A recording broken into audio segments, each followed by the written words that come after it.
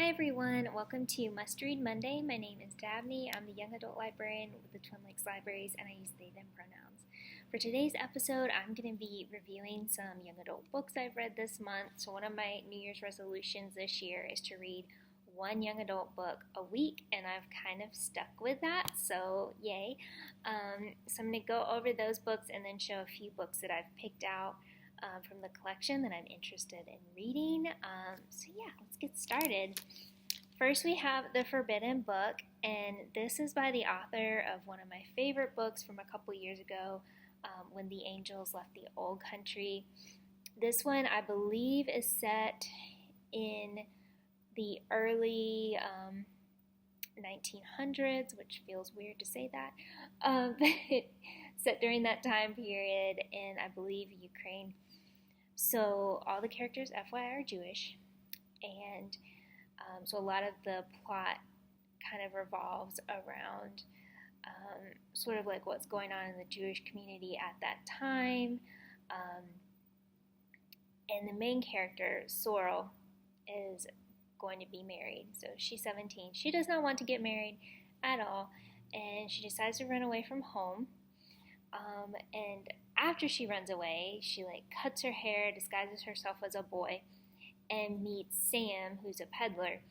And they kind of team up, even though she doesn't really want to team up with him that much. And as they go back to the city, because they're both hungry, they're living out in the woods, they go to her marriage feast, and she's like, oh, hopefully nobody will recognize me now that I'm in disguise. But instead of recognizing her for who she is, people think she's this guy, and they're all after him. They're trying to kill him or get this book that he supposedly stole, and she has no idea what's going on, and she doesn't know why people think she looks like this guy. So it's got some supernatural kind of fantasy elements to it, involving possession, which was really cool actually. And so she and Sam are trying to kind of figure out what's happening, and it ends up becoming this whole big, very interesting situation involving the Jewish community living in the city, and it's very good. It's a short read. I think it's about 250 pages, and it just kind of is very meandering, and I liked it a lot. So yes, solid read. Let's see. Then I listened to A Vile Season. This one, I was telling a coworker about it. They were saying oh, it sounds like Bridgerton. I'm like, well, maybe, but there's also vampires, so this one, the main character is Lucien, and so he was a vampire, very cruel vampire, and then his estate gets attacked by vampire hunters, and he's forced to flee, and he's injured. And he ends up having an encounter with the vampire god, who is terrifying, FYI, absolutely terrifying. So the god is makes a bargain with him, and he's like, I'm going to test you. I'm going to remove your vampire powers and send you undercover with the humans, because there's this, I think it's a duke.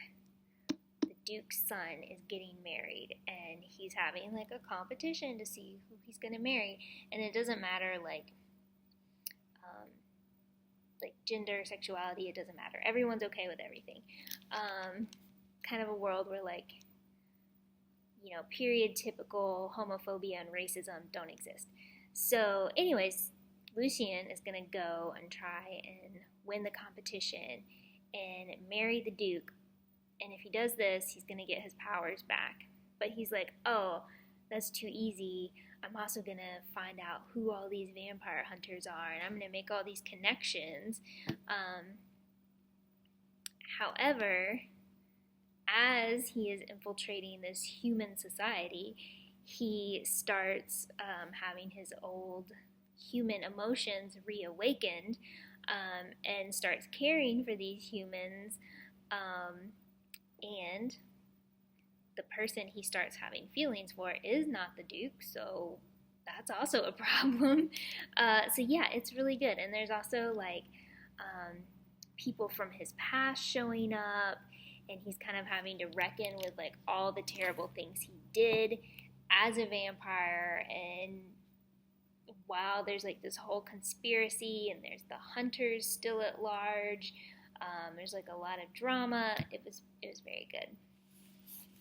Okay, Daniel Deconstructed. I listened to this yesterday, like in one day, basically, and it was really cute.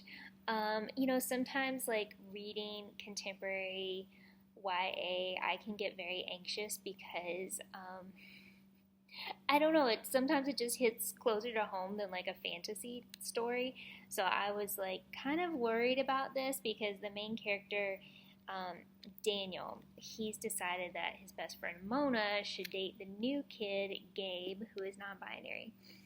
So Daniel, who is autistic, is kind of crushing on Gabe, but doesn't really know if it's a crush. And then everybody thinks Daniel and Mona should date because they're so close. And he's like, no, I don't feel that way about her. He's like, but she should really date Gabe, and I'm going to set them up, and it's going to be like a rom-com. They're going to be like royalty at school. It's going to be great. And I'm like, Daniel, no, it's pretty clear that Gabe likes you, and so I was worried that this was all going to blow up and be a big thing. But spoiler alert, this is like very, very low angst. Everyone talks about their feelings, which is great. Lots of good communication here. And even though there are kind of cliques within the school, it's like everybody gets along. It's very magical. I'm like, this is like how it should be at school, where everybody is nice to everyone. And there's also like a really fun LARPing, live action role playing element to this that I have never seen in a YA book, so that was really fun. So it was a cute story. I enjoyed it a lot. And then the other book, I'm still reading it.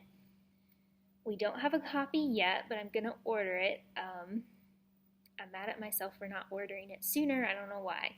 I forgot to do it, but it's Run with the Wind. It's actually a Japanese novel that was translated into English and published here last year, and one of my all-time favorite anime is based on this book. And so I have absolutely loved reading the book because it's like giving me all these insights into the characters, and I'm just living for it. So basically, it's the main character is Kakeru. He is an incoming freshman at Kansei. I can't say it now. I can say it in my head, but I can't say it out loud. Anyways, he's going to this university, and he hasn't even started yet, and he's like shoplifting. He's stolen some food. He's running down the road booking it.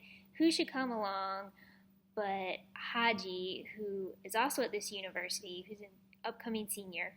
He sees Kakeru running, and he's like, chases him down. He's like, hey, do you like to run? Like, you should move in with us. Like, you don't have anywhere to live. Like, come live with us at this house. And long story short, Haji has been planning his entire time at college to recruit 9 other students to run this relay style marathon that's very famous in Japan. And sorry about the pronunciation, but it's the Hakone Ikiden. And so he's now like, we have 10 people, and he's been taking care of these guys for years, like feeding them 2 meals a day. They have really cheap rent. And he's like, so you guys owe me now, and we're going to run this huge race, even though the only 2 people who are actually really good at runners is him and Kakeru. And so it's just like the most amazing story, and I'm loving it, and I didn't leave myself any time to talk about these other books, so next time I will. Okay, this is the longer version of the video because Instagram only can do 10 minutes and YouTube can do longer, so we're doing the longer video here. Last of all, I just wanted to say really quick, I did read this new manga to the collection, The Teen Exorcist, and it's cute. I'm interested to see how it goes. The art is very pretty, and I believe it's based on some Japanese novels, so there's like a whole lot more of the story out there. But the main character, his grandfather, is a super famous exorcist in the royal court, and he's been training to take over for his grandfather. And he's only 13, and he has a huge chip on his shoulder that he does not like it when everyone refers to him as like the grandson. And he's like, he wants to establish his own identity away from his grandfather. And so it's kind of like him being like coming in to work at the court and some of like his exorcisms that he's doing, and it's kind of like he's starting to uncover some truly deep, dark things that are happening there. So it's been good. I'm looking forward to reading more. And then just very briefly, the books I'm interested in reading soon. Dungeons and Drama. There's a sequel coming out in February, and this has always been like one of my favorite book covers. I just think it's so cute, and even though I don't play Dungeons and Dragons, I do appreciate it. Like I appreciate the movies and the shows that come out about it, so I'm like, I want to read it and see what it's like. Tangleroot. This one just sounds so intriguing, and the cover's beautiful. And there's another one next door that sounds kind of similar, and I'm looking forward to it. And this one is also set in like rural Virginia, at an old plantation, and so I'm just very curious about this one. Then we have the Art Thieves, and I feel like, okay, there's not art in it because like looking at the side, I couldn't tell if there would be art in it, but there's not. But yes, this one looks super good. And the author is a citizen of the Cherokee Nation, so that is very cool. Immortal Darks. This one just looks like creepy, and one of the teens here read it recently, I think in a night, and I was like, that is a huge recommendation for me. If you could read this whole book in a night, like I can remember when I used to be able to do that. I can't do it anymore. So props to them for doing that. But it's about like vampires. And yes, so of course I will always read a good vampire book. Okay, that's what I'm looking forward to reading. Hopefully, in a future video I can check back in and tell you that I've actually read them. And more books, hopefully I can ramp it up and read some more. Yeah, I think that's it. And we've got new books coming in I'm excited about, always living that. And, we've got a couple like monthly celebrations coming up. So we've got Black History Month in February. February, we also tend to like to talk about romance books, which, listen, if you ever want a romance book recommendation, teen, adult, you just let me know because it's what keeps me going in life. So yeah, lots of good things to talk about. All right, I will see you next time. Bye.